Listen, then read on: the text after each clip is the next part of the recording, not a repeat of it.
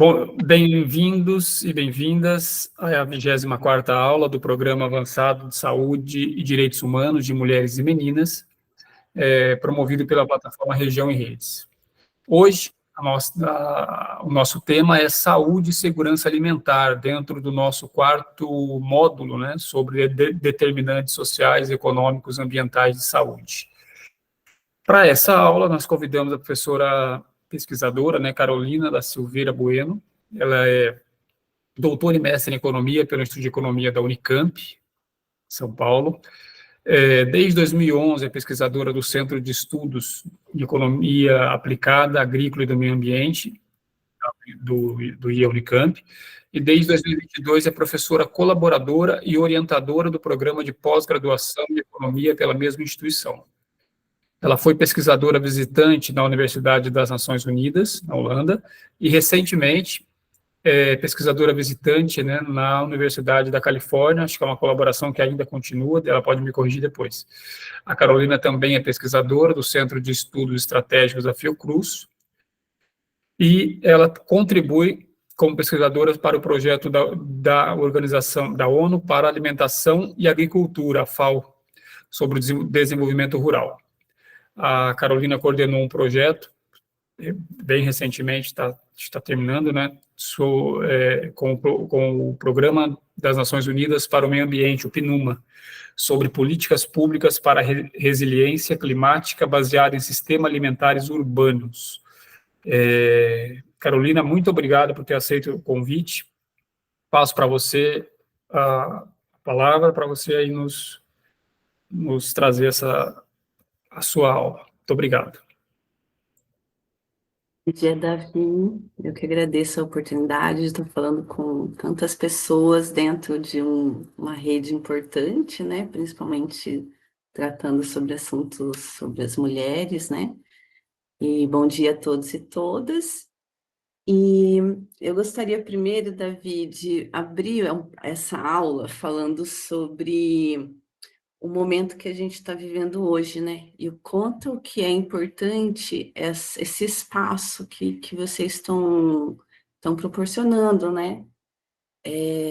A gente vive um momento muito complicado, né? Todos aqui, todos nós sabemos.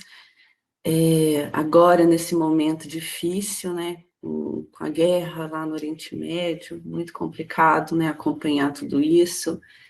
E também agora com a questão climática, que também não deixa de ser uma guerra, digamos assim, né, em relação aos sistemas que a gente vive hoje e a natureza. Então, eu queria só começar essa aula dizendo isso, que o quanto é importante nós, como cidadãos, né, como assim, profissionais da saúde, pesquisadores, professores, do quanto a gente deve se posicionar também e levar os conhecimentos que a gente tem, que a gente adquire, para a gente tentar melhorar essas questões, principalmente com relação à questão do clima, né? E o nosso papel como seres humanos no espaço que a gente vive. Então, parabenizo as mulheres, né, as pessoas que estão envolvidas nessa rede de vocês. E acho que é isso para a gente começar. Apesar do momento difícil, tem muita luta e a gente vai construindo aí um caminho melhor, né? Então, eu vou começar aqui a apresentação. Esse tema é um tema muito amplo, a gente pode falar de várias coisas. Davi, só me fala, por favor, se está certo aí. Já estamos vendo sua apresentação, só colocar em modo apresentação, pronto. Tá. Pode seguir. Tá bom. É um tema muito amplo. Então, quando a gente tem 1 hora, né? Uns 50 minutos, 1 hora, eu vou trazer os aspectos mais gerais desse debate, né? Do que está acontecendo, do que está na fronteira do conhecimento para vocês aqui. Quem quiser também pode entrar em contato comigo pelo meu e-mail. Depois eu posso disponibilizar uma lista de referências que eu tenho sobre o conteúdo dessa aula, né, para compartilhar com as pessoas. Aí depois eu te envio para você encaminhar para o grupo, se possível. Então, o tema aqui, já falando dessa abertura, né, inicialmente, do que eu falei sobre os tempos difíceis que nós estamos vivendo, eu coloquei o tema da aula de agricultura e segurança alimentar em tempos de resiliência climática. Porque, assim, a primeira coisa que a gente tem que ter consciência é que nós já estamos em cenário de aquecimento global, né? Nós já percebemos que está diferente, que mudou, e o noticiário nos coloca o tempo todo as crises que estão acontecendo, e assim, quem está observando o tempo, a gente já percebe que está bem diferente. Então, por exemplo, quando nós éramos crianças, né, eu me lembro, por exemplo, de ver muitos insetos no para-brisa do carro. Quando andava de carro, os insetos paravam no para-brisa. Hoje você quase não vê mais insetos, né? No para-brisa de carro, a gente percebe que as estações estão diferentes. Esse é um princípio fundamental da agricultura, né? Porque nós só começamos a produzir alimentos da forma como a gente conseguiu produzir no período do Holoceno, que é quando o clima se estabilizou, quando a gente conseguiu ter definidos bem o outono, o inverno, a primavera, o verão, porque a agricultura ela tem essa sazonalidade, essa questão do clima.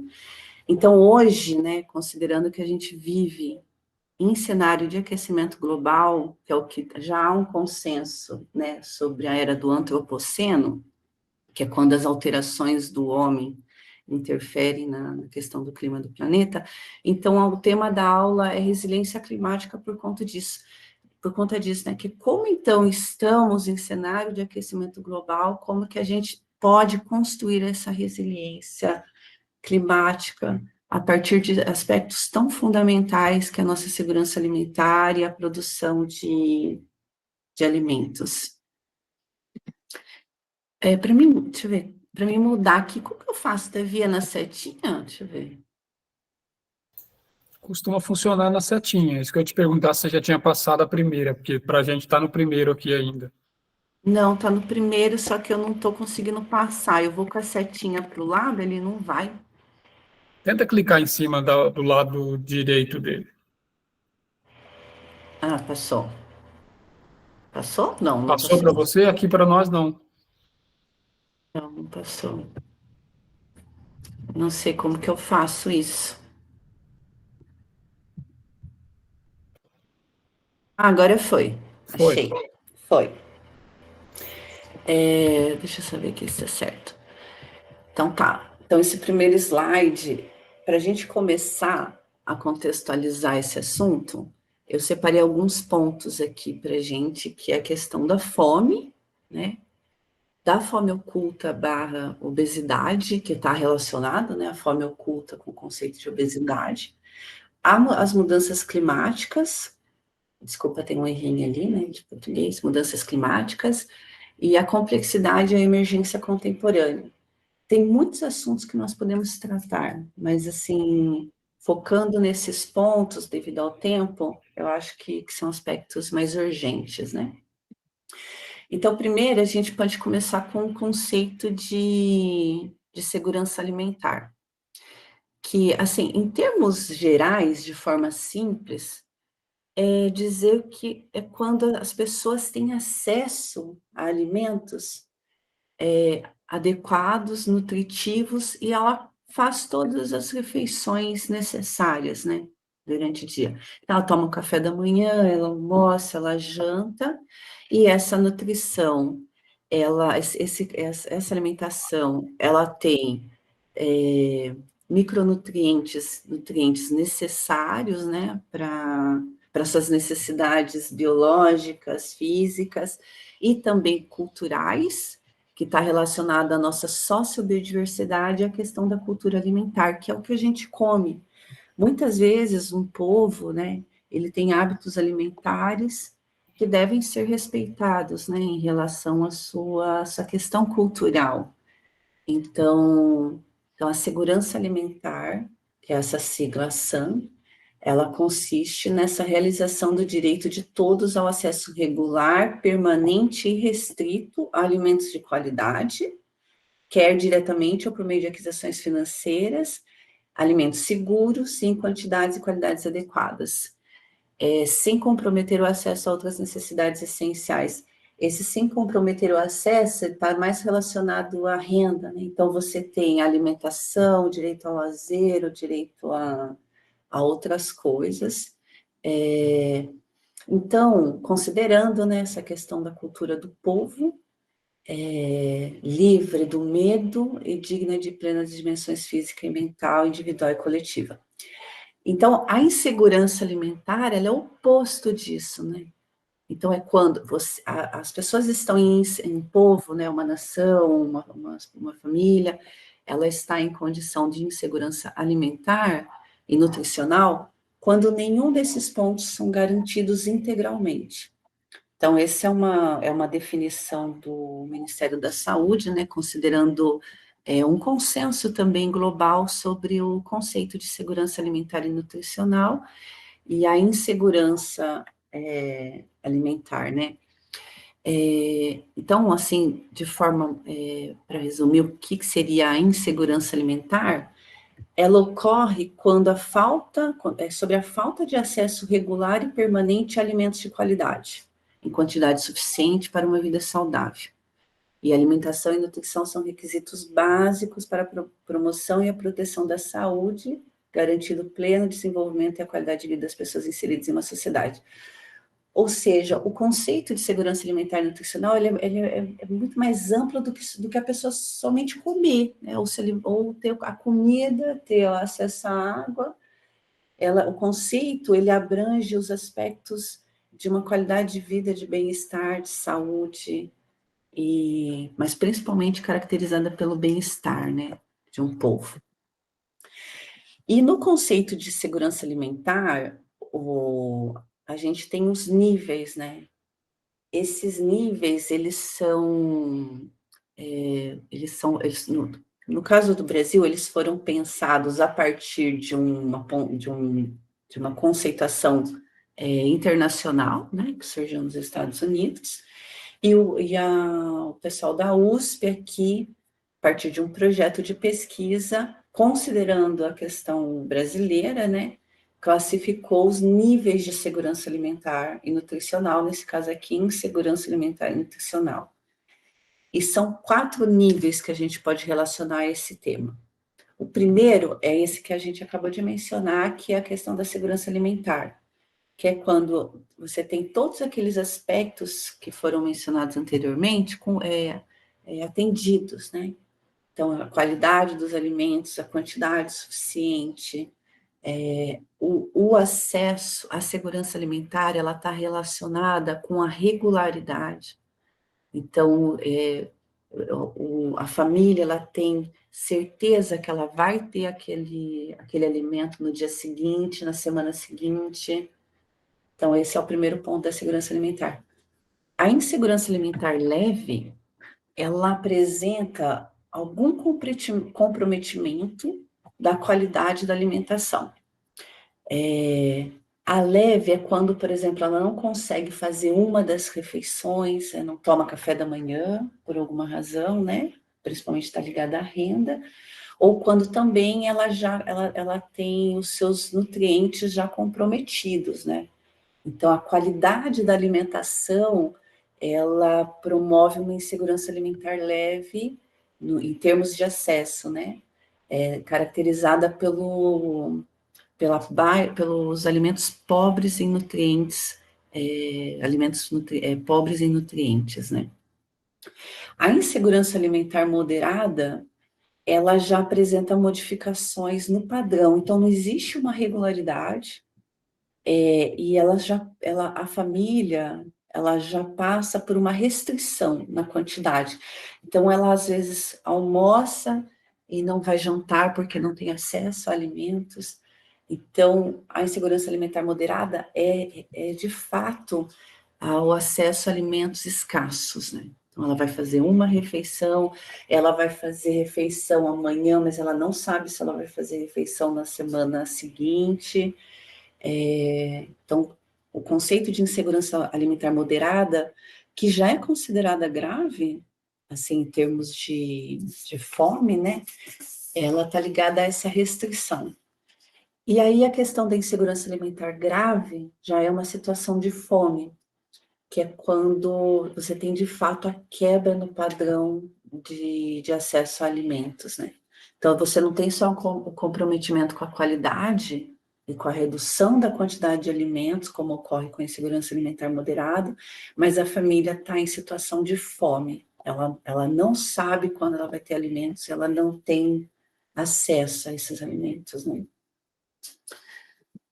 E aí, o que caracteriza, digamos assim, né, esses níveis de insegurança alimentar? Como que a gente pode pensar em termos, principalmente econômicos, né, na forma como a nossa sociedade ela se organiza, que vai promover, por exemplo, a insegurança alimentar leve, né, a insegurança alimentar grave, que está muito relacionada à renda, mas, de certa forma, em muitos casos, tirando a questão da insegurança alimentar grave, né, que é quando as famílias estão em situação de fome, está relacionado ao ambiente alimentar. E o que é esse ambiente alimentar, né, em termos conceituais? Ele é a conexão entre o sistema alimentar e o consumidor. Ou seja, o consumidor, ele vive num local, e esse local que ele vive, por muitas vezes, pode determinar as suas escolhas. Isso quando a gente está falando quando ele tem acesso à renda, tá, gente? Então, esse local ele vai determinar o que ele vai comer. Se ele tem a cultura alimentar que já foi interferida pelo sistema, né, a globalização dos alimentos, o crescimento das cidades, a taxa de urbanização, então, o ambiente alimentar, ele compreende a disponibilidade local desses alimentos, o acesso, a conveniência, né? Porque as pessoas trabalham, muitas vezes elas não têm tempo de se deslocar, promoção, qualidade, sustentabilidade dentro desses espaços construídos pelo ser humano. Então, esses espaços construídos, eles são influenciados pela cultura política e pelos ecossistemas no quais essas sociedades estão inseridas. Então, por exemplo, uma comunidade quilombola, ela está inserida dentro de um contexto local em que ela, de alguma maneira, ela produz alguns alimentos, o que tiver acesso próximo a essa comunidade, ela vai consumir, mas também está relacionado às suas culturas. Então, o que ela vai comer, né? Então, ela planta o que está relacionado à cultura, o que ela come. Agora, uma família que está inserida num ambiente urbano, densamente urbanizado, provavelmente ela vai ter, se não tiver, né, o acesso a alimentos saudáveis, ela não vai ter muito facilmente acesso a alimentos orgânicos, frescos. As favelas, por exemplo, no caso do Rio de Janeiro, as comunidades, né? Elas dificilmente as comunidades que estão inseridas ali vão ter acesso a alimentos orgânicos, frescos.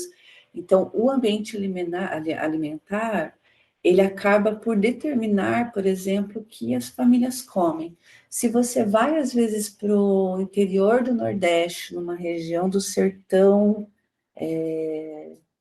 nordestino, você pode encontrar mercearias que estão próximas aos bairros, que você vai encontrar facilmente uma Coca-Cola, um produto industrializado, um miojo, mas dificilmente você vai encontrar alimentos frescos como carnes e frutas e verduras. Eu passei por uma experiência também no litoral de São Paulo. A gente está falando de São Paulo, que é uma grande cidade que produz muitos alimentos, e numa região do litoral, entre todos os mercados que existiam ali próximos à praia, os mercados não tinham verduras e legumes, eram extremamente precários, e você tem muitas prateleiras com produtos muito industrializados, né, ultraprocessados. Em cidades pequenas, você pega ali a região de Rosana, bem no interior, próximo a Presidente Prudente, acontece a mesma coisa, as famílias vão nos supermercados, elas têm baixíssimo acesso a vegetais, a legumes, e vai ter muitas seções dos supermercados que são abastecidas com produtos industrializados, né? Mas também o ambiente alimentar, ele está relacionado aonde a alimentação também é realizada. Então, por exemplo, escolas, universidades, hospitais, os locais de trabalho, ambientes de informação, né, que dispõem ali de vendas de alimentos online. O iFood, por exemplo, está sendo considerado um ambiente alimentar para consumo de ultraprocessados, porque é muito fácil as pessoas entrarem no aplicativo, olharem o que vão comer, mas está muito relacionado com a má alimentação, né? Não com essa alimentação de alimentos frescos e saudáveis. As escolas, elas são definidas pelos cardápios, então, se uma prefeitura, os gestores, eles decidem por um cardápio pobre em nutrientes, esse ambiente alimentar da criança vai estar conectado com essa não escolha, mas com o local que ela está inserida. A mesma questão acontece com os hospitais, com os restaurantes universitários, então também é definido de forma política, né? Isso considerando onde nós estamos inseridos, mas quando a gente fala de renda, só um minuto, gente, vou fechar aqui, tem uns cachorros, os cachorros dos vizinhos. Então, esse ambiente alimentar está relacionado com esses aspectos, né?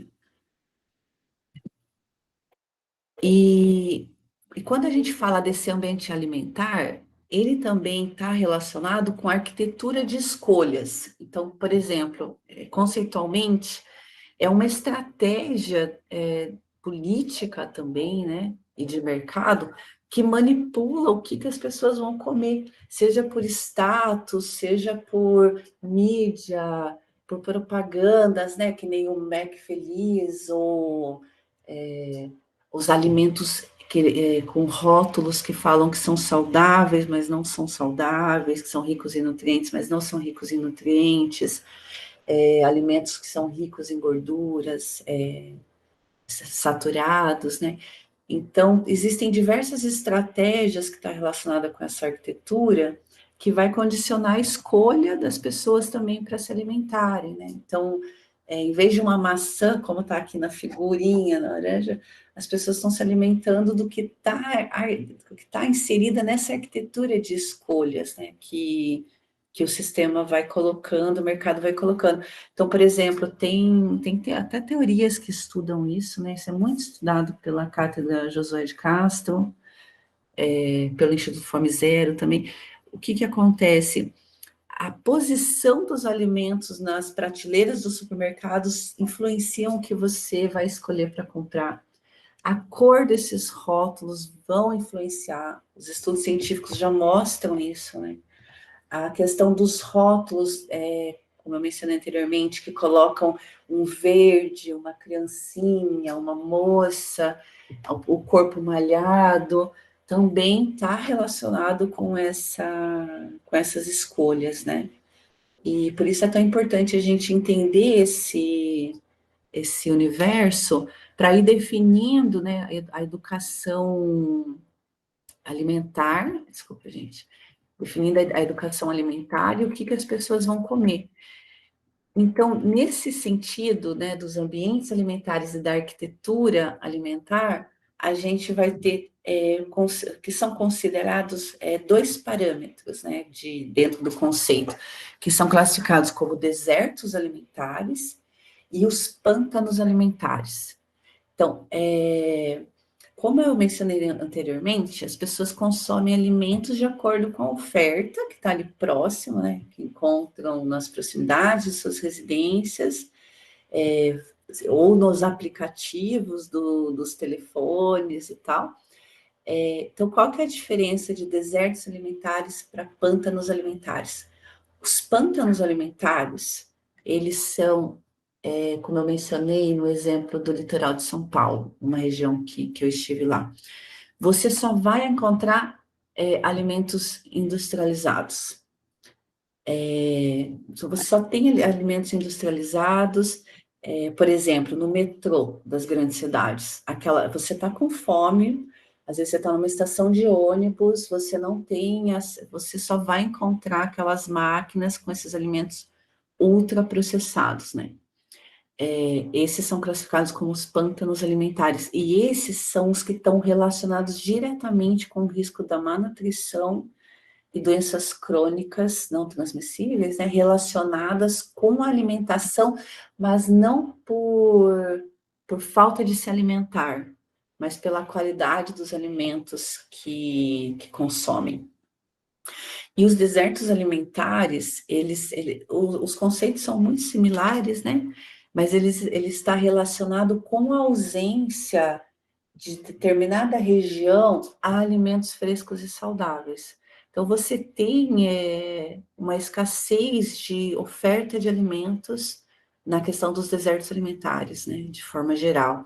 E nos pântanos alimentares, você tem o acesso somente a alimentos industrializados, ultra-industrializados, e isso é um movimento que vem crescendo a galope, assim, não só no Brasil, como em muitas regiões do mundo, inclusive na África. Então, é essa contradição, né, de um lado da fome, com do outro lado a obesidade, o que as pessoas estão comendo, né. Próximo slide, só para trazer, então, essa questão da contradição, eu trouxe alguns dados sobre fome no mundo, né, para a gente falar de segurança alimentar. Em 2021, esse é um dado que foi publicado pela ONU, né, que são entre 700 e 800 milhões de pessoas passaram fome no mundo, que é aquele indicador que eu mencionei para vocês, que é quando a pessoa não tem acesso a alimento, ela não sabe quando ela vai comer e ela não tem comida na casa, ela está em situação de fome, né? Então, foram 800 milhões de pessoas no mundo.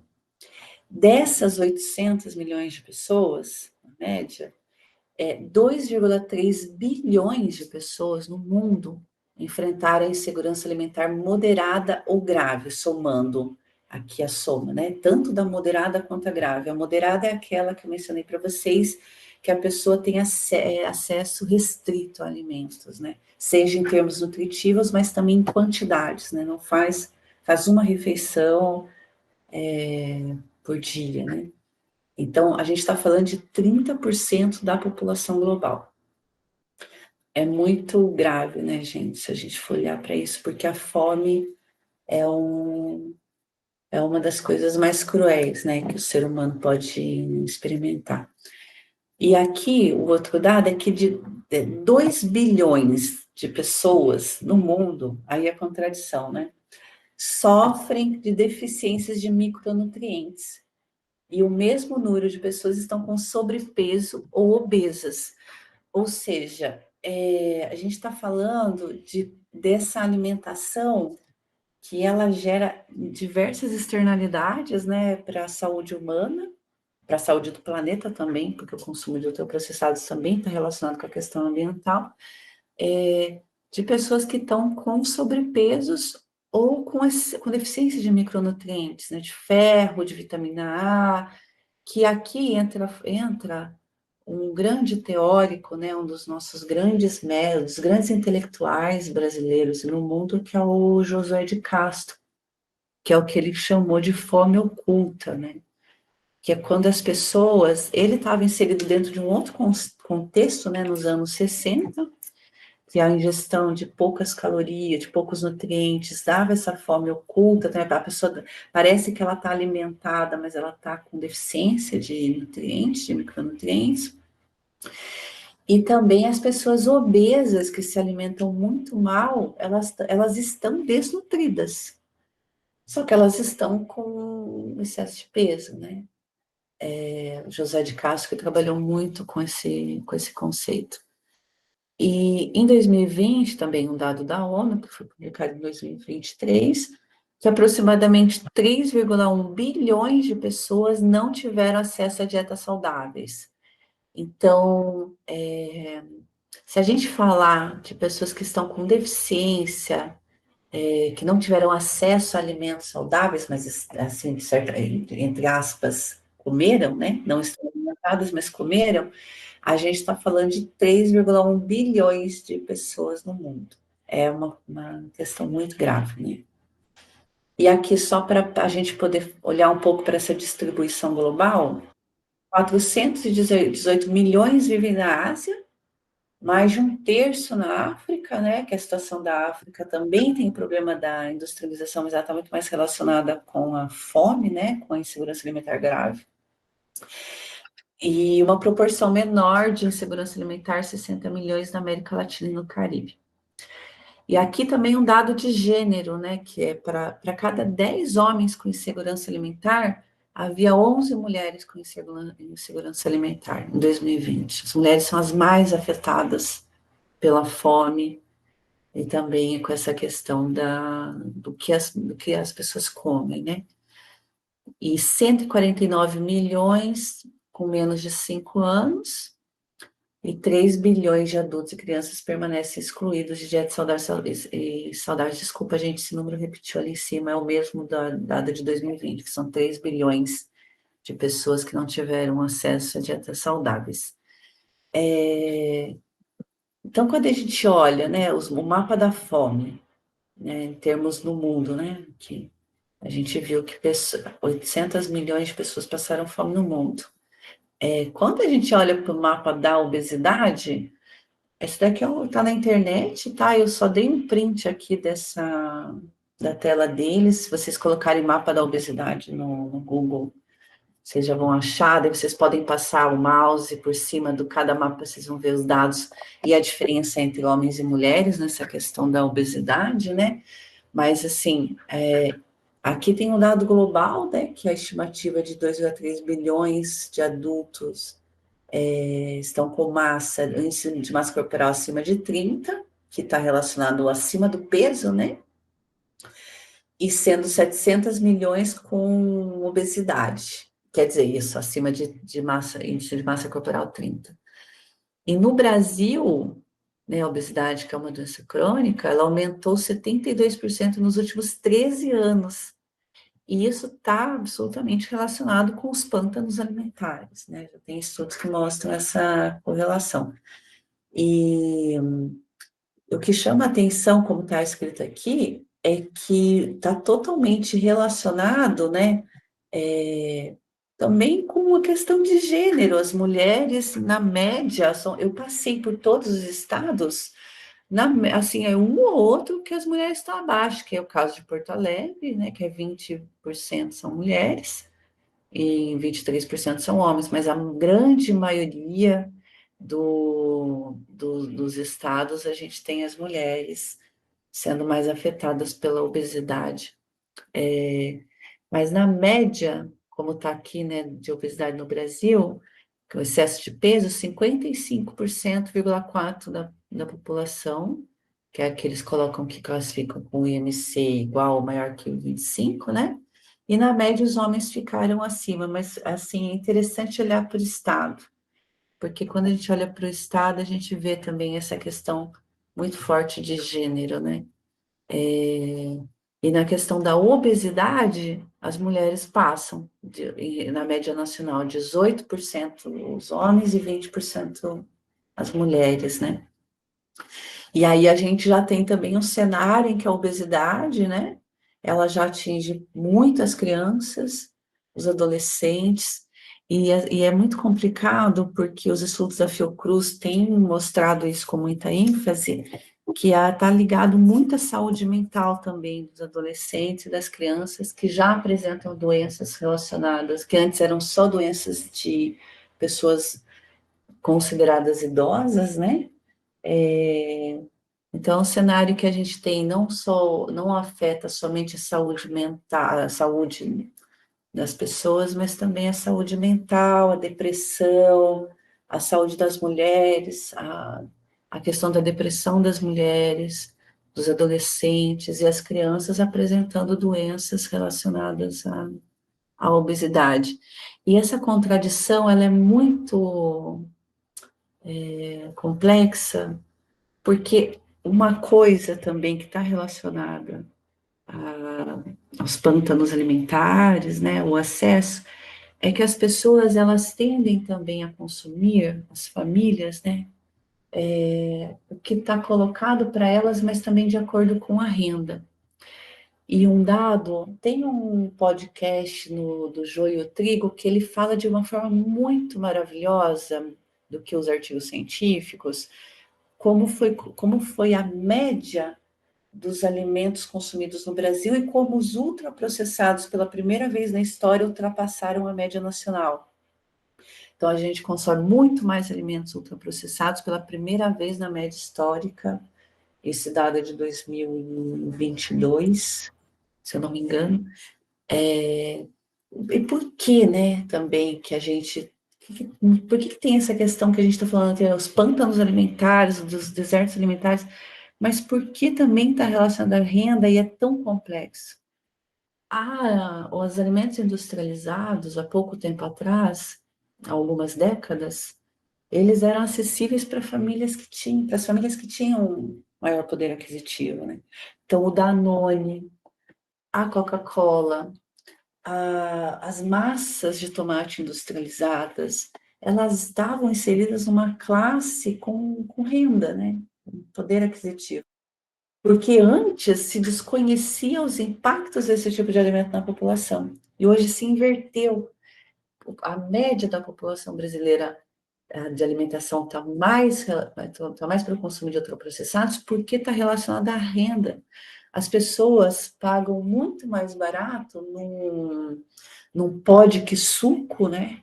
Ou aquele Tang, ou numa bolacha recheada. Esses alimentos ultraprocessados estão muito mais baratos do que os alimentos saudáveis. Então, a gente tem também uma mudança dentro dessa complexidade do que as pessoas comem, que também estão relacionadas ao acesso a partir da renda, né? Elas não conseguem mais comprar alimentos in natura, porque estão caros, e quem dirá os alimentos orgânicos e saudáveis, né? Então, existe também essa complexidade da questão do que as pessoas comem, né? Então, as políticas públicas têm que olhar de forma muito precisa para essas questões, né? Que é onde entra o meu próximo ponto. O assunto da política, gente, é um assunto muito amplo. A política no Brasil, ela foi construída desde o governo Getúlio Vargas, né, principalmente para combater a fome, porque a fome era um problema. A obesidade e os alimentos ultraprocessados é um problema recente, gravíssimo, mas é recente. Mas as políticas, elas começaram lá atrás, né? Então, eu vou falar de uma forma muito geral, mas depois eu vou deixar com o Davi um documento que tem uma página na internet que resume o histórico da política de segurança alimentar no Brasil de forma muito rápida, muito boa, muito fácil e acessível. Mas aqui eu vou falar de duas questões importantes que aconteceram. Primeiro, a gente tem a FAO, ela olha para a fome no mundo, né? A FAO, ela é um braço da ONU. E a FAO, ela lança a cada ano um relatório que é conhecido como SOFI, que é a sigla SOFI. O SOFI é considerado o relatório mais importante sobre o estado da fome e da segurança alimentar no mundo, né? Olhando para o conjunto, para a América Latina, Brasil e tal. Então, quando vocês precisarem de informações ou tiverem mais interesse, esse é um documento muito bom para vocês terem acesso, que é a segurança alimentar e nutricional no mundo, né? Que é essa primeira imagenzinha que eu estou colocando, que foi o SOFI de 2021. E logo abaixo aqui eu estou falando de um direito brasileiro, da nossa Constituição, que é conhecido carinhosamente como DANA, que é o direito humano à alimentação adequada.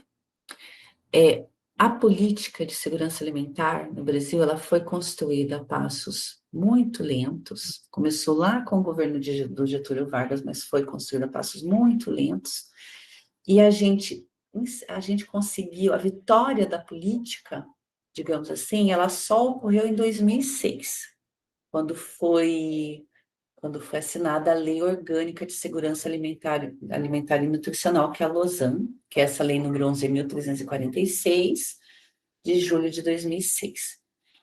Essa lei, ela faz parte do Sistema Nacional de Segurança Alimentar e Nutricional e agora sustentável do Brasil, que é o que vai dar todas as diretrizes que estão relacionadas com tudo isso que eu mencionei anteriormente, né, principalmente a questão da qualidade, né, dos alimentos livres de agrotóxicos, da agricultura familiar e tal, ela está relacionada com essa política. A nossa vitória é porque essa lei orgânica, porque assim, gente, uma lei, ela nada vale se ela não está regulamentada por um decreto. Então, a gente conseguiu a regulamentação pelo decreto 7.272, que instituiu a Política Nacional de Segurança Alimentar e Nutricional. Ou seja, o Brasil tem uma política para pensar essas questões de saúde, fome e fome oculta, né? Que está relacionada à obesidade. E o direito humano à alimentação, ele passou a ser um direito em 2010, no artigo 6º da nossa Constituição. O direito humano à alimentação adequada é isso, é o acesso e alimentos saudáveis. Então, todo ser humano que vive no Brasil, pela Constituição brasileira, terá direito humano à alimentação adequada.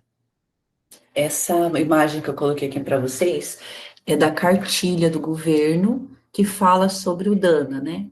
Que está ali mencionada como que foi esse processo e tal.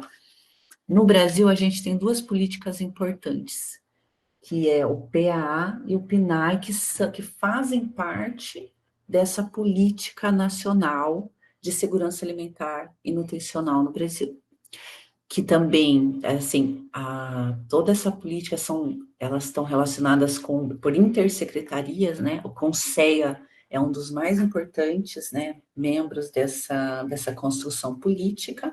Cada estado vai ter o seu CONSEA, mas tem o CONSEA nacional, que vai olhar para essas questões. E o PA e o PNAE, eles são frutos dessas políticas, se consolidam no período recente, né? E está relacionado com alimentação adequada e saudável. Então, o PNAE, né, que é o Programa Nacional de Alimentação Escolar, o governo envia os recursos para os municípios que vão comprar esses alimentos de preferência da agricultura familiar e vão distribuir na merenda escolar, e essa merenda tem que ser nutritiva, saudável. Algumas escolas já adotam as compras com produtos da agricultura orgânica, deve considerar a questão da sociobiodiversidade local, cultural, com alimentos sazonais. É muito completa, tá, gente? E a Fiocruz, por exemplo, ela trabalha muito próxima a essa política, né? Que é isso, a questão cultural, social, econômica, que estão relacionadas, que são os determinantes da saúde pública no país, né? E então eu vou falar, a política é muito mais ampla, tá, gente? Mas por conta do tempo eu resolvi falar desses dois marcos importantes, né? Então, o nosso Sistema Nacional, a Política Nacional de Segurança Alimentar e Nutricional, e o direito constitucional, o DANA, né, que é o direito humano à alimentação adequada. E aí, eu quero colocar uma provocação aqui para vocês, porque a gente falou aqui, né, da fome no mundo, a gente falou da obesidade, o que tem dado da obesidade no mundo, mas também na questão do Brasil e a questão de gênero. Aqui algumas políticas, né, ou seja, existe uma política de segurança alimentar que vai olhar para essas questões no Brasil e também algumas diretrizes relacionadas ao mundo, que é o caso do SOF, né, da FAO, que vai trazer diretrizes globais. Aí eu pergunto, né, colocando aqui, o que é o Brasil, então, em termos de nós, né, olharmos para essas questões de forma a tentar construir, a tentar entender, a tentar mudar nosso comportamento no papel, nós como educadores, pesquisadores, profissionais da saúde, olhar para o Brasil, como que a gente pode olhar, né? Então, eu coloco aqui, o Brasil é um país continental, a gente sabe, e as suas regiões, como a gente está nessa aula, tem pessoas de vários lugares, a gente tem que olhar a gente tem que entender o Brasil, mas também olhar para as nossas questões regionais, né? O Rio de Janeiro, por exemplo, esse estudo que a gente fez em cooperação com o PNUD, a gente olhou para a agricultura urbana no estado do Rio. A agricultura, ela é tão heterogênea, ela tem tantas formas, ela se apresenta de tantas formas, inclusive maravilhosa, quando a gente fala de agricultura na Serra da Misericórdia, na comunidade da Rocinha, a partir do projeto Torres Verdes, projeto Horta nas escolas. Então, nós, né, como cidadãos que estamos aí, né, profissionalmente atuando nesses temas de saúde, de mulheres. Então, como que a gente olha para o nosso estado e compreende nós dentro do que nós somos no contexto mais amplo, que é o caso do Brasil, né? Então, aqui eu só trouxe alguns dados para contextualizar, porque eu trouxe o dado global anteriormente, aqui falando do Brasil. Nós somos um país com 125 milhões de brasileiros em situação de insegurança alimentar.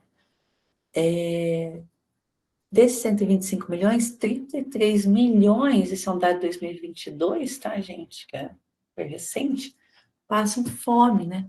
Aí, voltando para o estado do Rio como exemplo, o Rio de Janeiro tem 7 mil pessoas morando na rua. E a complexidade em relação também ao que as pessoas comem, né? A gente está falando aqui de fome, né? Lembra? Fome é só quando não tem acesso a nenhum tipo de alimento. E a questão dos nutrientes, né, a insegurança alimentar leve está relacionada à deficiência alimentar, que é quando as pessoas estão doentes porque elas se alimentam muito mal, né?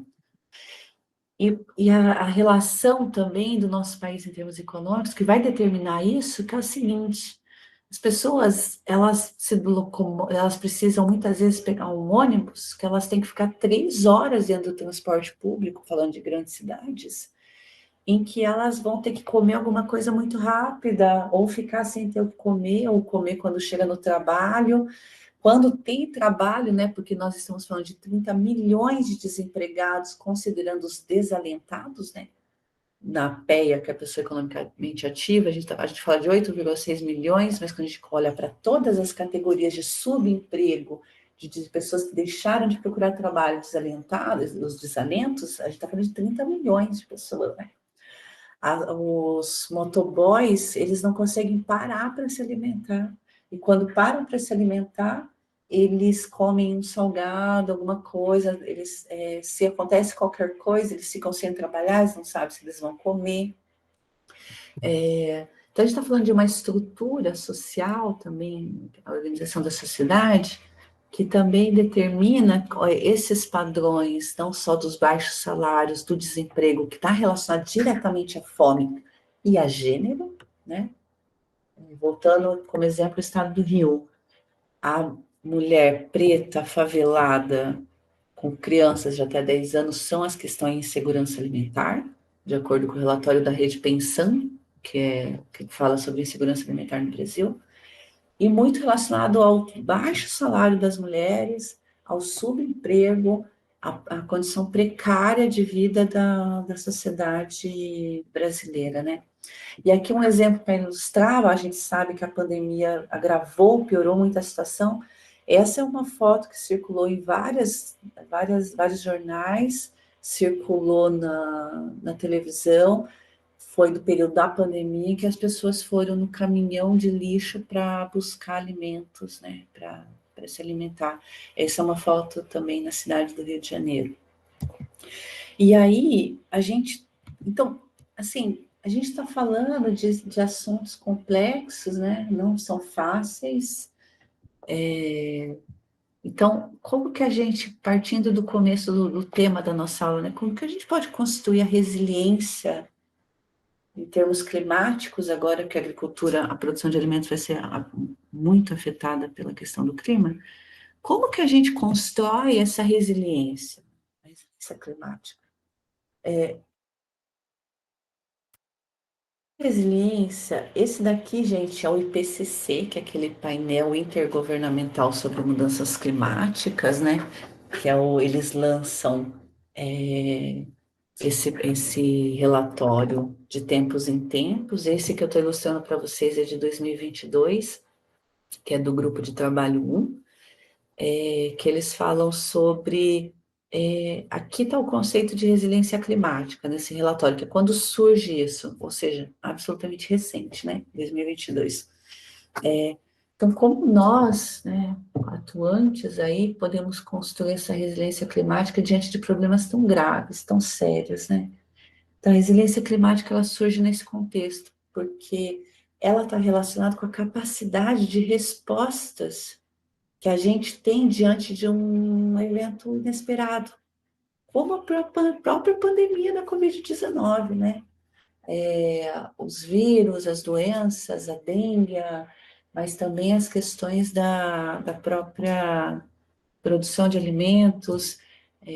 Por exemplo, a gente fez uma pesquisa também com o café está tendo perdas, assim, 60%, porque a planta não está dando fruto, porque está relacionada à seca.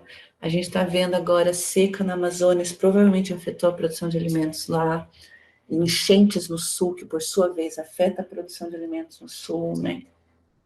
Então, a resiliência climática, ela está relacionada com a capacidade aqui, né, dos ecossistemas, sejam sociais, econômicos, de lidar com um evento perigoso ou tendência, ou que a gente consiga lidar com os desafios que a gente vai enfrentar, ao mesmo tempo em que a gente preserva a identidade do nosso povo, a estrutura, a biodiversidade, e muito, muito próximo ao conceito de resiliência está o conceito de adaptação, que está relacionado à aprendizagem e à transformação. E a gente sabe que essa questão da produção alimentar e da segurança alimentar estão, de fato, no eixo, né, desse debate, quando a gente coloca principalmente a questão dos ecossistemas sociais. Aí aqui, né, só para pensar a adaptação, então se a definição de resiliência é a capacidade de se recuperar de um evento negativo, né, como que a gente prepara, né, a gente lida e torna essas populações capazes de criar essas estratégias, né? Então, a gente está falando, entrando aqui na questão da segurança alimentar, que relaciona não só que as pessoas comem, né, a questão do acesso, mas a gente está falando de um sistema alimentar no Brasil que, além de ser responsável por 70% da água extraída da natureza, causam 60% da perda de biodiversidade, que está relacionada a novos vírus, a poluição do ar, que está relacionada à saúde, a diminuição de qualidade de vida, e também que gera até um terço das emissões de gases de efeito estufa. Então, um dos aspectos chaves sem contar a questão da eutrofização e dos agrotóxicos, né, gente, que está totalmente ligada à saúde humana, à saúde das pessoas, e como Rachel Carson nos ensinou na década de 60, ao equilíbrio ecológico do planeta, como os insetos, que são importantíssimos para o equilíbrio da vida, da biodiversidade. Então, essa resiliência que está totalmente ligada à segurança alimentar, ela passa pela substituição desses sistemas, que é o que a gente come, porque o agronegócio está muito relacionado com o consumo de ultraprocessados, né? Então, o açúcar, a soja, são alimentos base dessa indústria alimentar, né? E então, a primeira possibilidade, a gente tem que pensar a segurança alimentar a partir, primeiramente, dessa adaptação, que é criar esses modelos resilientes e sustentáveis, levando em consideração o comportamento do clima no presente e no futuro, que ao mesmo tempo tem a preservação da sociobiodiversidade e que promova também geração de emprego e renda, redução dos desertos alimentares, dos pântanos alimentares, aí sem dúvida eu estou falando dos sistemas agroalimentares, né, gente? Que é a agroecologia, é a agricultura familiar, né? Eu estou falando da beterraba, do tomate, da alface, das frutas, eles são responsáveis por 70% do que nós comemos, né? Então, ainda, né, gente, tirando a questão dessa, da obesidade e dos alimentos ultraprocessados. Então, quando a gente fala de oportunidades para construir essa resiliência, o Brasil, gente, quando eu vi esse mapa, eu fiquei muito impressionada, porque a gente está falando de um país que tem uma rica biodiversidade com seus biomas. Então, o Rio de Janeiro, por exemplo, 33% do seu território tem Mata Atlântica.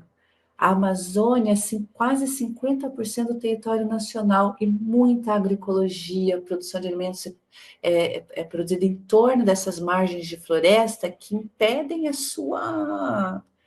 o desmatamento, inclusive. As comunidades quilombolas, as comunidades indígenas protegem a de biodiversidade, o cerrado, a caatinga, o Pantanal, né?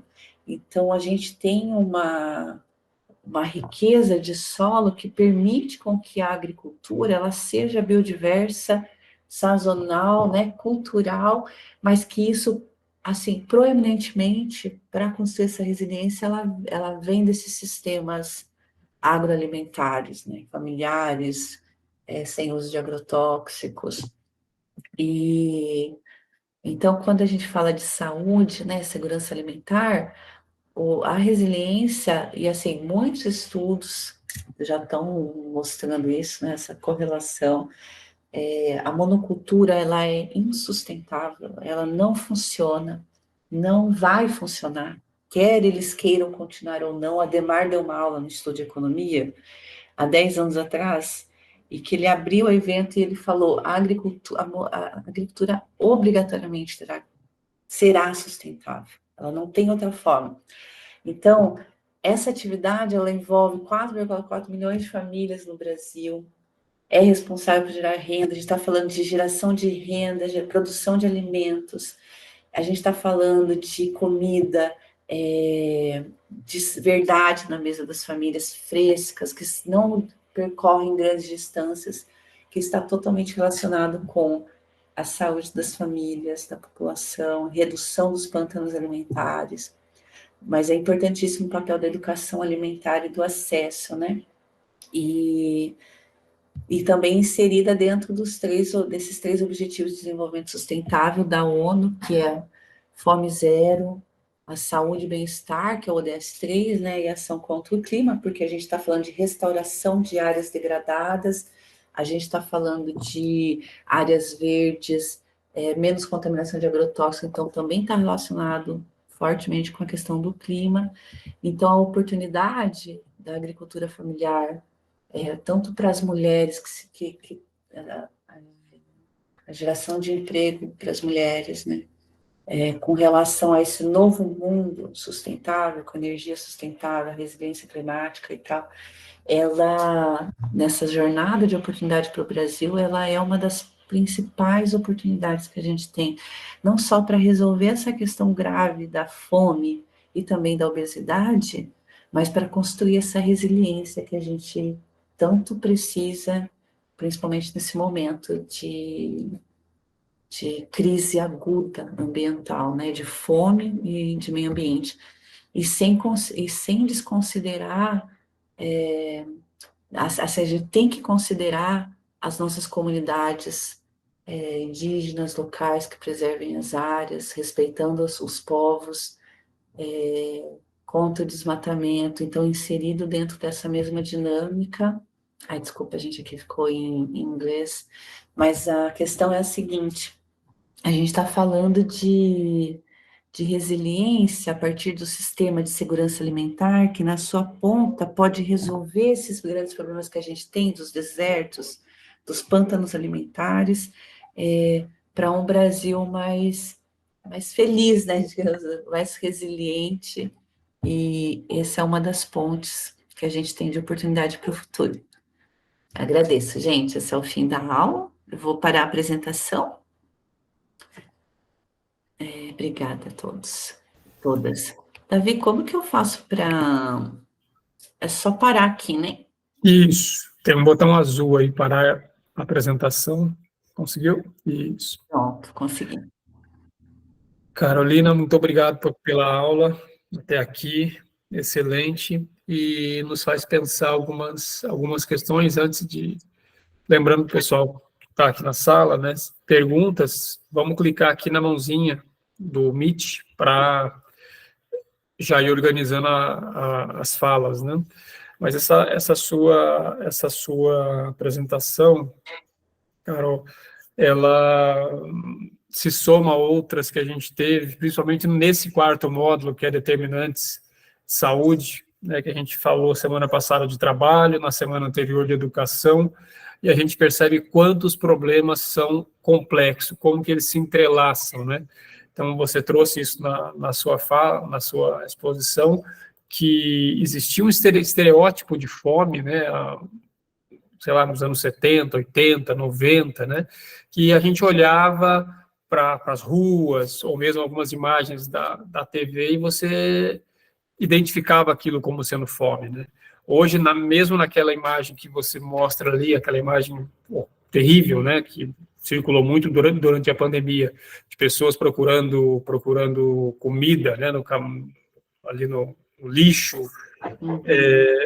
a gente percebe que tem aquele estereótipo que não existe mais, né? Você tem a fome associada diretamente a sobrepeso e obesidade, como você trouxe. Vou indicar um documentário aqui, acho que é 2010, o Muito Além do Peso, para quem tiver interesse. É um documentário que mostra como que a alimentação, né, processada e ultraprocessada entra, né, no interior do país, no norte, na região norte, no centro-oeste, nas periferias, e como que os pais, né, estamos falando de crianças e adultos também, né, tem que competir com essa máquina de publicidade, de marketing das grandes marcas. Eu vou disponibilizar, chama Muito Além do Peso, uma indicação bem interessante. Vou indicar também, vou disponibilizar o link para o podcast Joio e Trigo, tem muito material interessante lá sobre esse tema, né, para quem tiver interesse, a SOF, né, da ONU, com os impactos da pandemia sobre a segurança alimentar, né, a fome no mundo. Então, a gente tem já e só para complementar, né, mesmo em alguns ambientes que você diz, aqui não é possível que tenha fome, tem a questão da fome oculta, né? Você tem muitas famílias de classe média baixa, até classe média alta, que, em detrimento de uma alimentação saudável opta por uma alimentação de valor, com nutrientes, né? Abaixo daquilo que a Organização Mundial da Saúde, o Ministério da Saúde, enfim, os órgãos indicam como sendo necessário. Então, você tem uma carga muito grande de açúcar, de gordura, de carboidratos, e em detrimento de micronutrientes. Enfim, isso a gente está contratando problemas de saúde, doenças futuras muito grandes. E a questão também, que a Fiocruz tem uma pesquisa muito extensa nisso, na questão do agrotóxico, Carolina. Né?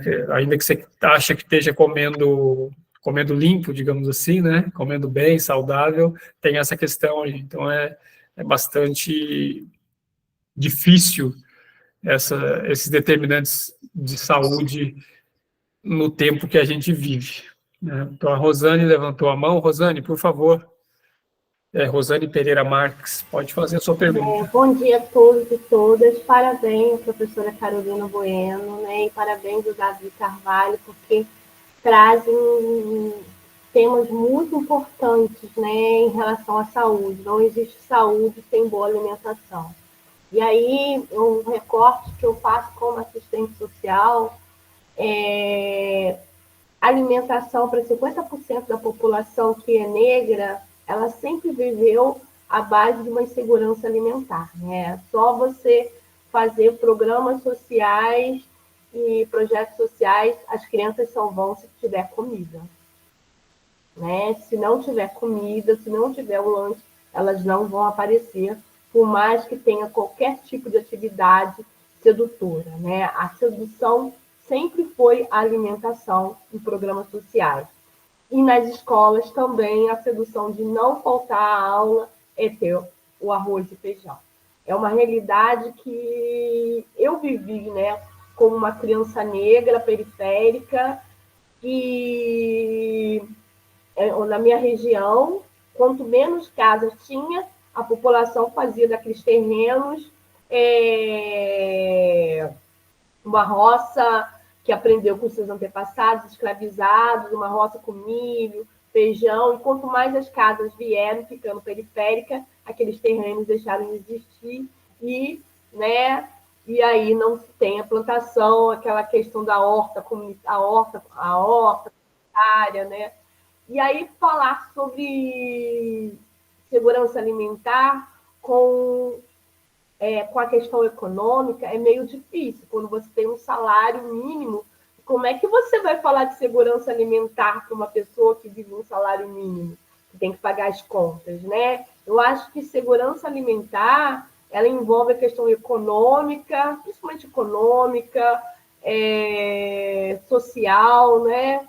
E entra a questão de classe, gênero, raça, e a questão econômica. Se o meu salário é um salário mínimo, eu não vou conseguir comer essa comida que sempre me falam, né? É até vergonhoso para a gente que trabalha em saúde. Eu trabalhei muito tempo em saúde, né? Agora eu trabalho em gestão, mas quando você fala para a pessoa da alimentação, doutora, senhora, eu não consigo, eu ganho um salário mínimo, como é que eu vou trocar?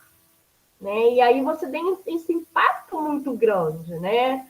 E aí, assim, não oferece isso. E aí eu fico imaginando, né? E por mais que eu participe, trabalhe em coletivos, além disso, eu fico imaginando como trazer essa consciência que mexe com a questão do bolso, né? Então, assim, é uma faca que o pessoal brinca de dois lados, né?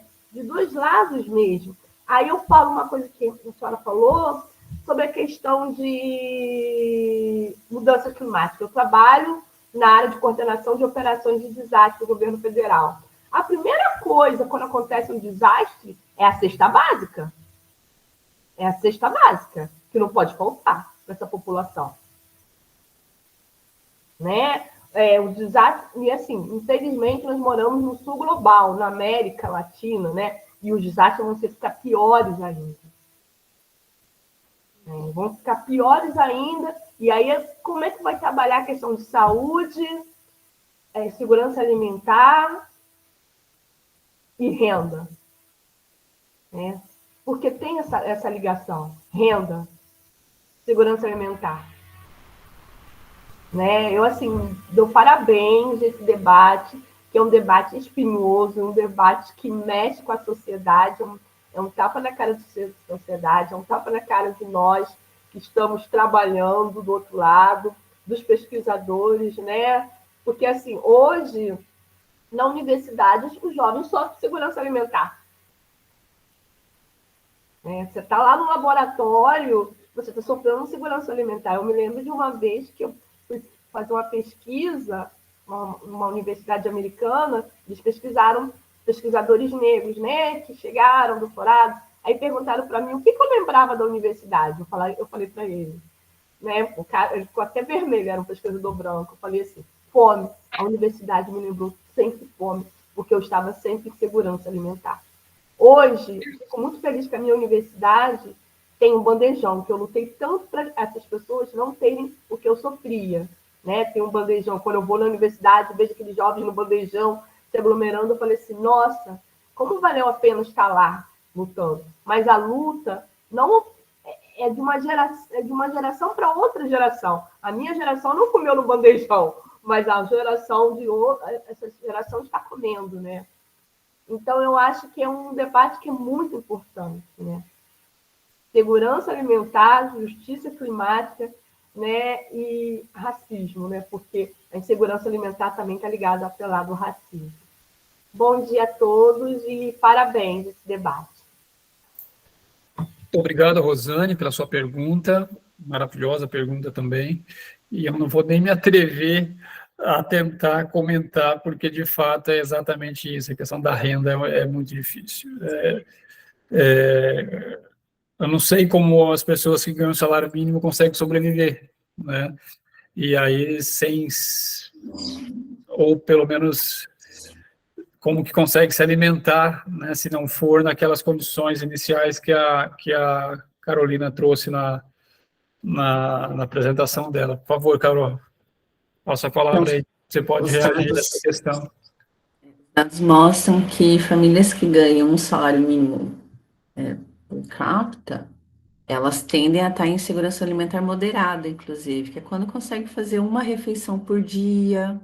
Elas fazem, mas elas estão em segurança alimentar. E a complexidade ela se agrava porque o dinheiro que elas ganham, a renda, permite que elas comprem esses alimentos que estão mais baratos, que são os ultraprocessados. Então, o miojo, o macarrão, o arroz. E a cesta básica que a Rosane falou, aliás, muito boa a sua fala, Rosane, isso mesmo. A cesta básica é um outro problema, porque a cesta básica, o que é básico, né? Isso está voltando a ser discutido agora no Plano Nacional de Abastecimento.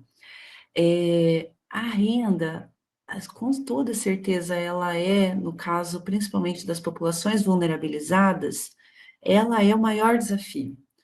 Então, se a gente for pensar como a gente pode construir essa resiliência, né? Se a gente não tem emprego, se tem essas dificuldades. Isso é uma das coisas que a gente colocou no programa, no estudo do PNUMA, que você criar condições de produzir alimentos saudáveis, né? E inserir essas populações nessas produções alimentares seria uma forma, não é a perfeita, não é, mas é uma solução meio que assim imediata. Então você pega os espaços, produz alimentos, as mulheres trabalham, as prefeituras pagam um salário para isso e as pessoas têm acesso a esses alimentos, a renda. Uma das soluções que foi um projeto que foi premiado internacionalmente, que é um dos exemplos, que é o projeto Hortas Cariocas, que é mais ou menos essa dinâmica. Mas é óbvio que isso não resolve o problema. E esse dado que você trouxe das crianças se alimentarem nas escolas é muito real há décadas. Por isso que o programa de alimentação escolar ele é tão fundamental, porque a economia brasileira não resolveu o problema da renda das famílias. As famílias ganham pouco. E as crianças vão para a escola para se alimentar. E elas vão participar de atividades socioculturais para se alimentar, sim. Porque ela vai ter o lanche, ela vai ter um suco, então ela vai para aquela atividade, ela vai. A gente está reconstruindo, né, agora, novamente, o que a gente tinha começado, mas é pensar em políticas de inclusão, né, não só social e produtiva, mas geração de renda. É um desafio, Rosane, você tem toda a razão. A economia é indissociável desse debate. Obviamente que os problemas relacionados à saúde chegaram em todas as classes sociais, todas, mas sem dúvida nenhuma, a questão das populações mais vulnerabilizadas são as que merecem sim, porque a fome não deve ser um fator para se pensar, ela tem que ser solucionada. Mas é isso. Tem uma pergunta aqui no chat também, Davi. Vamos mergulhar no chat enquanto o pessoal que está aqui na sala ainda vai se preparando para fazer outras questões. Qual pergunta que você viu aí? Da Andresa Gonçalves, que ela coloca que sobre os aquecimentos globais, qual seria uma alimentação saudável para os dias atuais, com tantos determinantes sustentáveis. Sabe que tem uma complexidade também, Andresa, que é a seguinte: a gente tem uma pobreza alimentar absurda. Assim, não só o problema gravíssimo da fome, mas também da pobreza alimentar, que é isso que a gente falou, que são as deficiências de micronutrientes. A gente tem um problema hoje, que é uma das fronteiras do conhecimento, que é o problema da fixação de nitrogênio no solo. E os os fertilizantes que eles colocam tanto na agricultura não estão suprindo essa deficiência de nutrientes. Então, os alimentos, eles estão mais pobres em termos nutritivos, mesmo que eles venham dessa questão cultural, da monocultura, que utiliza o modelo hegemônico do agrotóxico, que isso aí tem que ser banido, primeiramente, né? Mas os alimentos estão pobres em termos nutritivos, o alface, o tomate. Por isso que os sistemas agroecológicos são as soluções para ter essa alimentação saudável nos tempos atuais. Porque o alimento agroecológico, ele é diverso, né? Então, você tem um espaço agroecológico. Essa diversidade local, ela vai produzir muito nutrientes para o solo. Não só por conta da diversidade de plantas que tem ali, mas as bactérias que estão nas raízes dessas plantas. Elas atuam ali, fixando micro-organismos, nitrogênio, várias coisas que vai proporcionar que nós tenhamos uma alimentação saudável. Então, por isso que a Fiocruz, o sistema, a Política Nacional de Segurança Alimentar, o CONSEA, estão trazendo esse debate sobre os sistemas diversificados, eles que vão produzir alimentos saudáveis, sem dúvida.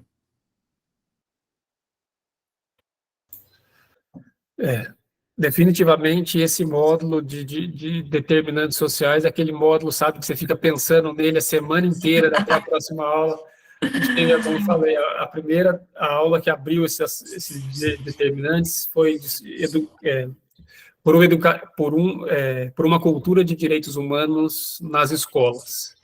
Foi uma aula assim que chamou muita atenção de todo mundo aqui que estava presente, e a gente ficou pensando muito. Depois teve a aula sobre saúde e trabalho com dignidade semana passada também, e essa aula definitivamente entra nessa lista para a gente até assistir de novo, se for recomendar para outras pessoas, para colegas, porque é muito, muito importante, é muito difícil de conseguir pensar essas questões, enfim. Aqui no chat ainda, o Luiz Roberto, né, ele coloca aqui o conceito de segurança alimentar, ele coloca um comentário, né? Segurança alimentar, o conceito deve ser ampliado, visando contemplar as esferas da vida além do domicílio, como, por exemplo, a população em situação de rua, dentre outras.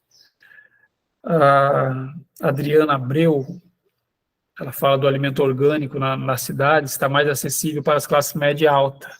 Já nas cidades do interior, é possível encontrar nas feiras e acessíveis de forma mais equitativa para todos.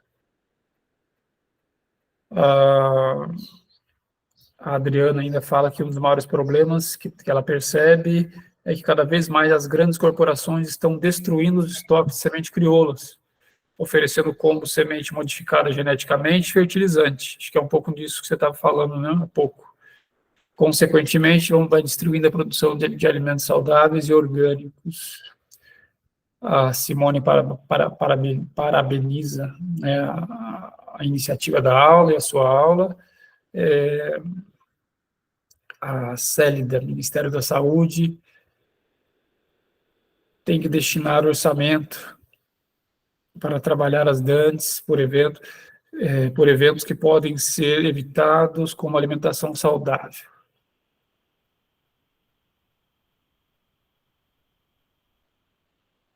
Queria só comentar uma Pode comentar, enquanto eu estou repassando aqui.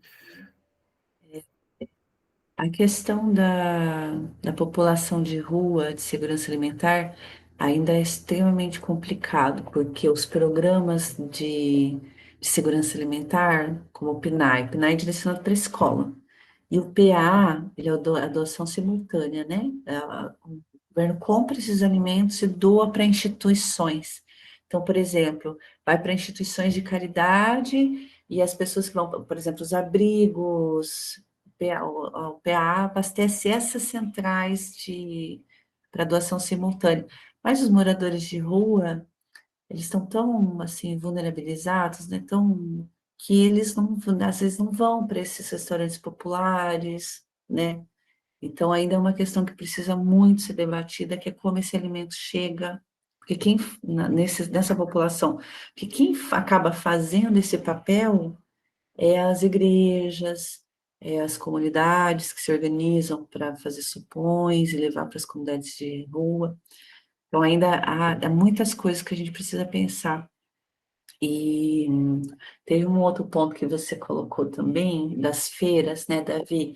Geralmente, as cidades que têm produtos orgânicos acessíveis, as feiras livres, aliás, as feiras é um lugar que a gente tem que frequentar sempre, né, gente? São os feirantes, os pequenos produtores. Então, as feiras que têm orgânicas, têm alimentos sociodiversos, elas geralmente estão nas cidades onde existe uma cooperativa que organiza esses produtores. E geralmente essas cooperativas, elas estão relacionadas com essa sigla que eu coloquei aqui para vocês, que são CSAs, que são as comunidades que sustentam a agricultura.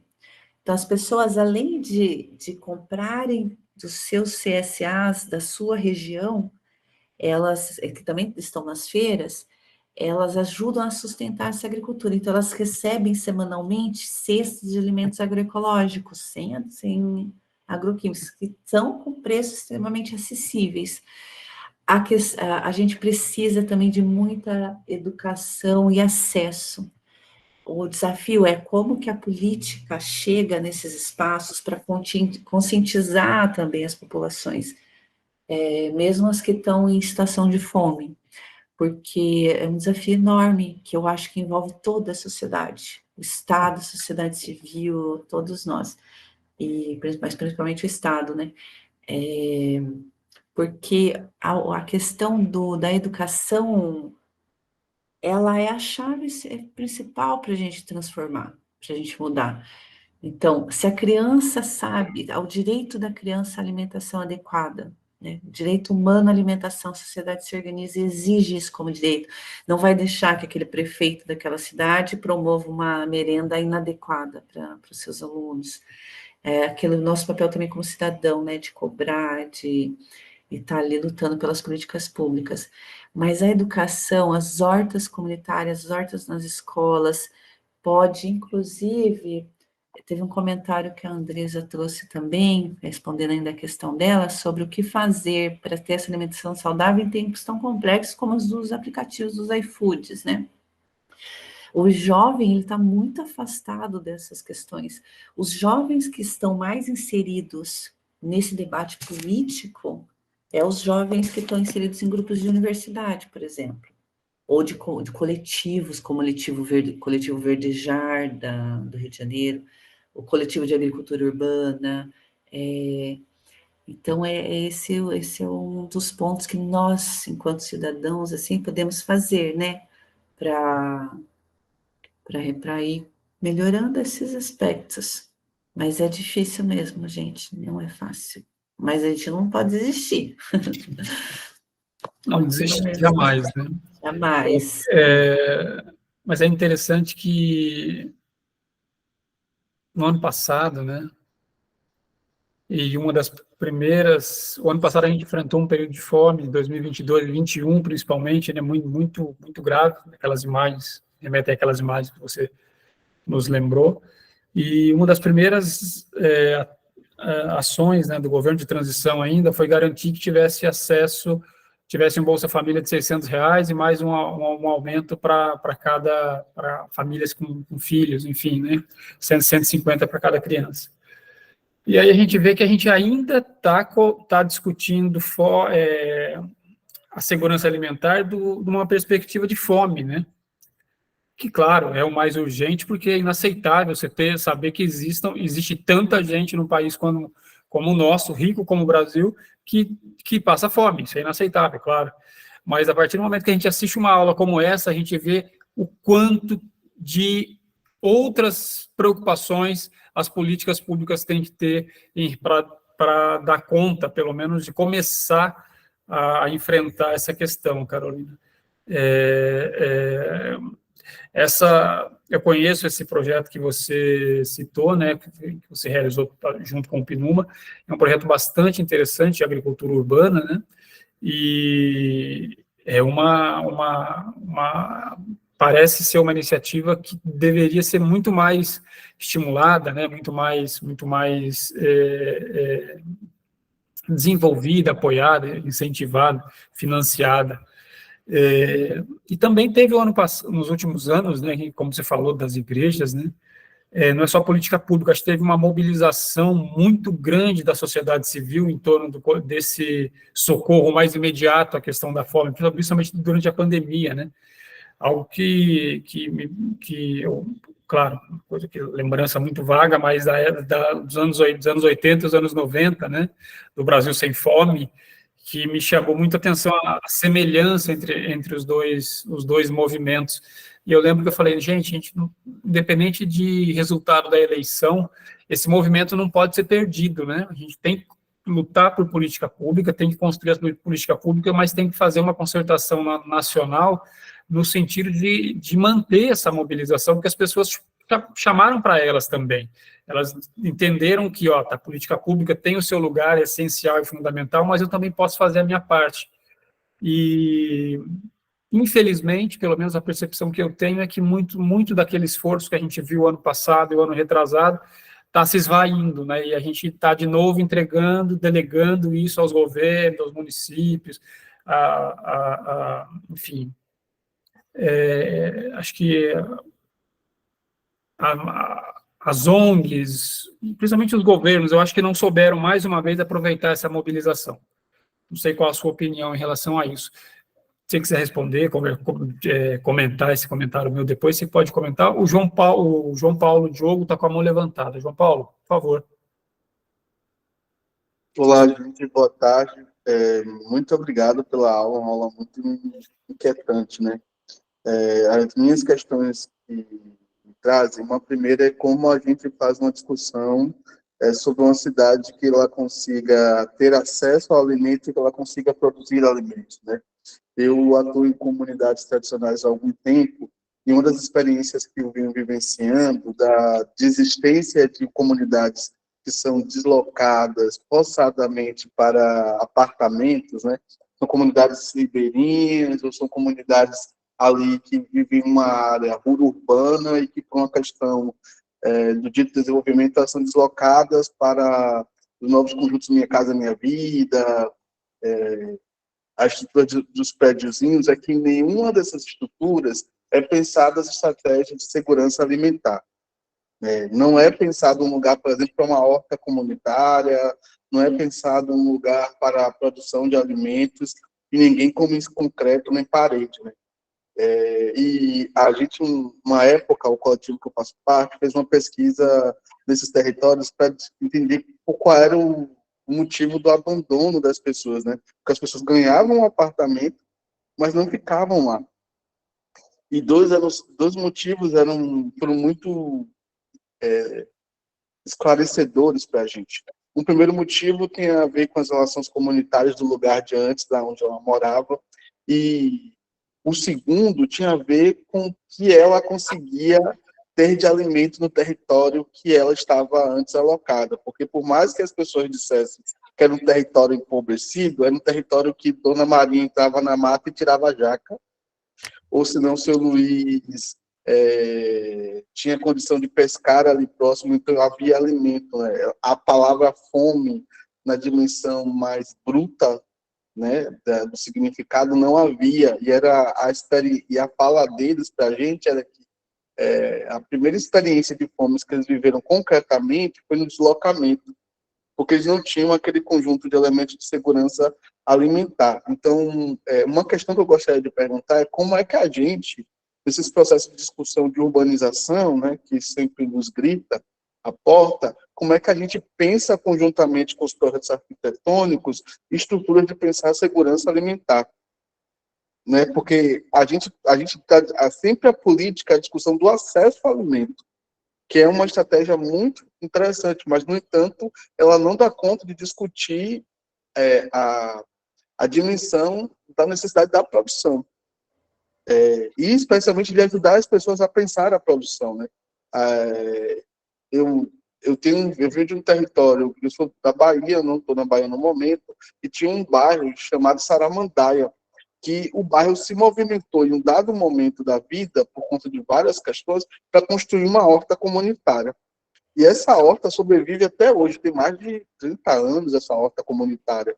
As gerações que estão lá continuam ainda cultivando a horta, em uma perspectiva muito natural da vida, de ir lá plantar, colher o que você quer, e uma outra parte da comunidade ter a horta como esse lugar de produzir alimentos para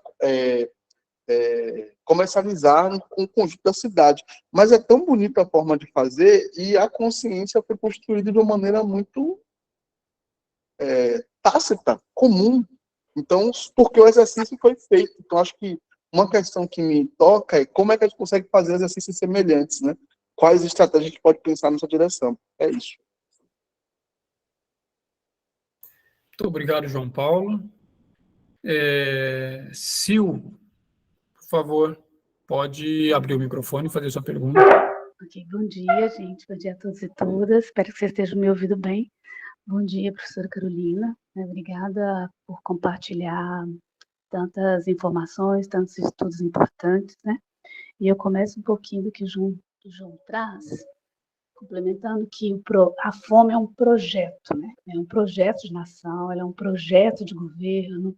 Nós vimos o tão quanto no governo anterior, nós, no Brasil, voltamos a estar de forma tão perversa e negativa no mapa da fome, e como nestes primeiros meses deste novo governo, né, que nós, boa parte de nós, acredito que estamos aqui, lutamos e elegemos para que ele acontecesse democraticamente, e a gente começa a novamente sair desse mapa da fome, que é um projeto de salvar vidas, salvar pessoas, consequentemente salvando a terra. Mas a gente não está salvando muito a Mãe Terra, porque, como o João traz, as pessoas estão cada dia mais morando em apartamentos, né? Mesmo que Minha Casa Minha Vida, ele tem um pouco de horizontalidade, mas eles são estruturas verticais, impedindo as pessoas que vêm do campo para a cidade não ter mais os seus terreiros, os seus quintais, para fazer todo o trabalho de cura da ancestralidade, que é com suas hortas, com suas ervas medicinais, tanto de tradição quilombola como de tradição indígena. A gente tem perdido isso. Em algumas regiões, alguns municípios, a gente tem conseguido fazer justamente o que o João traz, que é das hortas coletivas, em algumas periferias, alguns bairros, alguns municípios mesmo. Você tem bem no centro das cidades terrenos que não estão sendo usados, ou terrenos de prefeitura, e se transforma aí em hortas coletivas. Em São Paulo também a gente tem visto isso, mesmo nos prédios, nos grandes condomínios, alguns têm conseguido fazer isso, as hortas coletivas. Mas mesmo assim isso é pouco, né?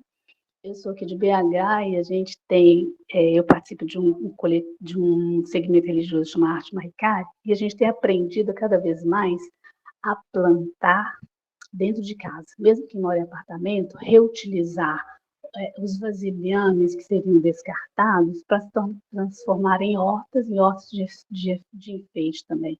Então, ao invés de se plantar uma linda rosa, que é importante ter, obviamente, plante ali uma salsinha junto com hortelã, junto com a cebolinha, e põe na entrada da casa. Perfuma o ambiente e você vai ter ali uma horta. Faça uma hortinha na janela para diminuir o impacto perverso, principalmente do agrotóxico.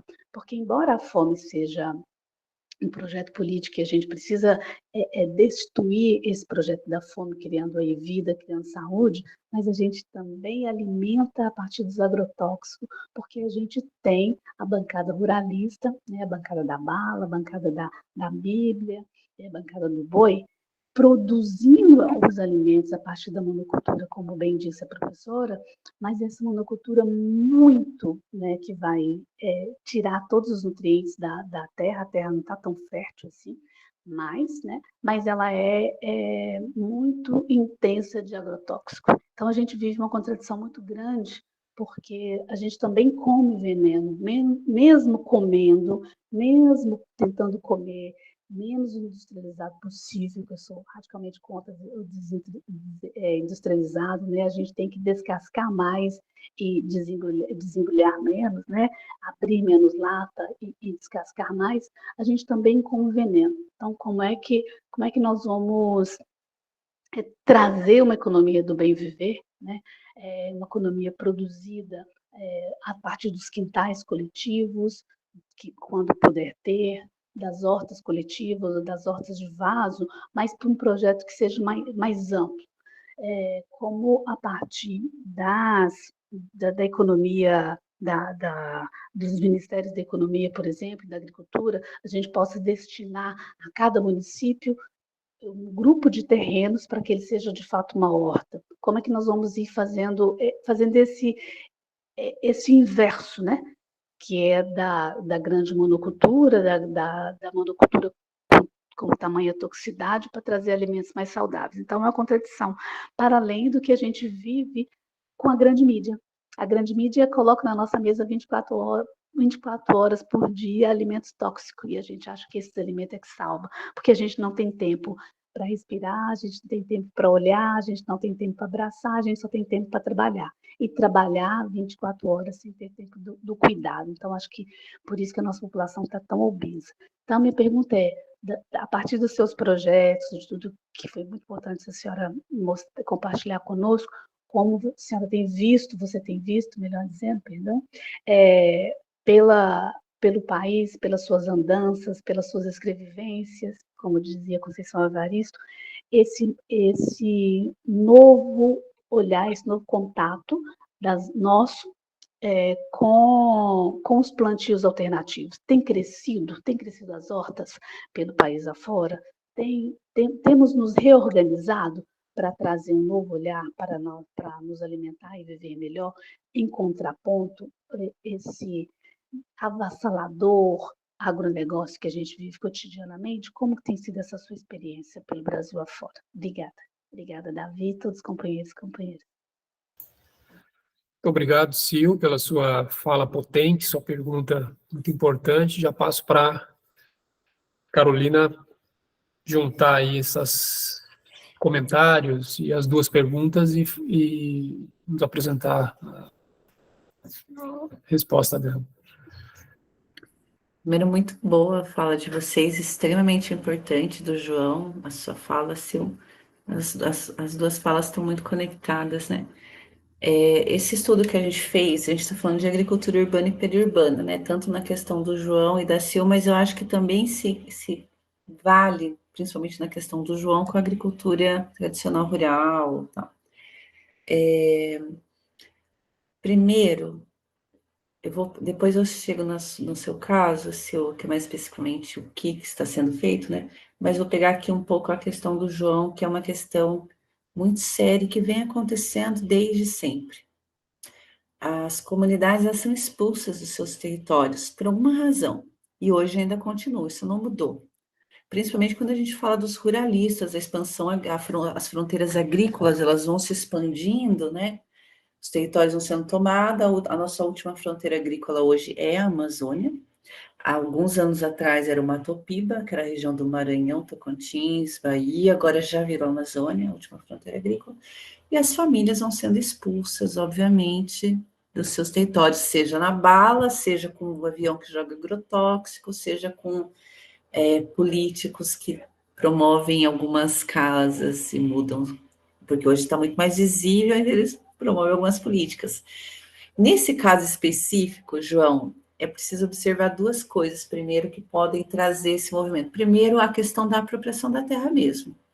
Você tem interesses do capital político que querem tomar aquela terra, por alguma razão. Então, se cria algumas alternativas, compra as terras das famílias e vão migrando elas. Outra razão, que é o que está acontecendo no litoral de São Paulo, é você mudar famílias que vivem lá, sejam quilombolas, comunidades, que estão em áreas de risco de deslizamento.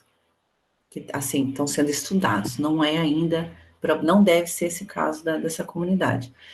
E assim, famílias que estão acostumadas com beiras de matas, com terrenos, que plantam, porque vem lá, cultivam, e vão para um apartamento, você vai gerar uma ruptura de modo de vida.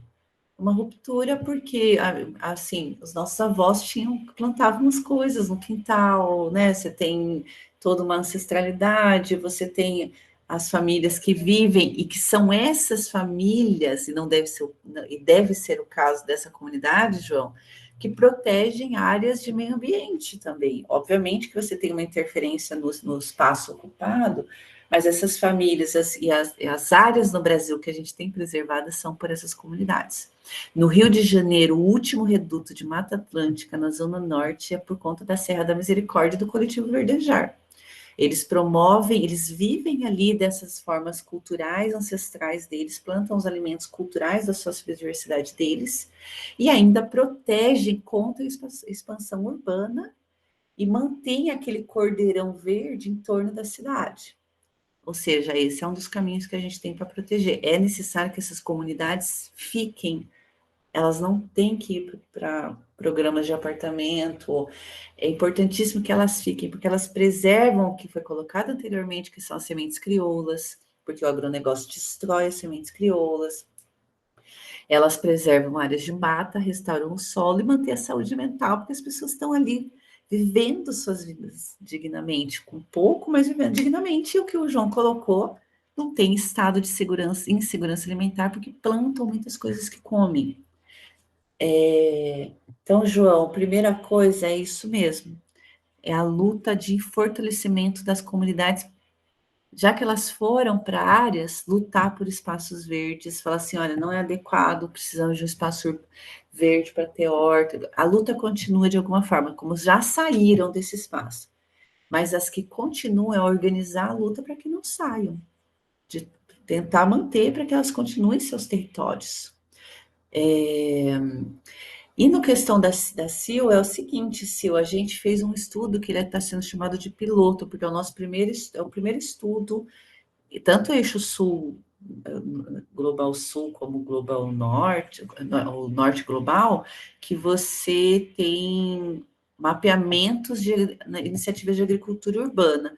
Belém fez um estudo, a gente fez para o Rio de Janeiro, mas são muito escassos, são muito poucos, está começando, porque a agricultura urbana está entrando dentro dessa questão da resiliência, da segurança alimentar, da resiliência climática, né? Então, eu não sei te dizer ainda como que isso está sendo, como que isso está prontamente, assim, agora, o que temos. O que a gente sabe é que essas experiências estão dando certo e combatem a insegurança alimentar e trazem alimentos saudáveis, restauram áreas degradadas, reduzem lixo e promovem um mínimo de segurança alimentar para aquela família que está inserida, para alimentos frescos. Está começando, Sil, mas a gente está na luta, eu acho que vai se expandir, e é isso aí, a sua cabeça, é esse pensamento aí, fortalecer essas iniciativas.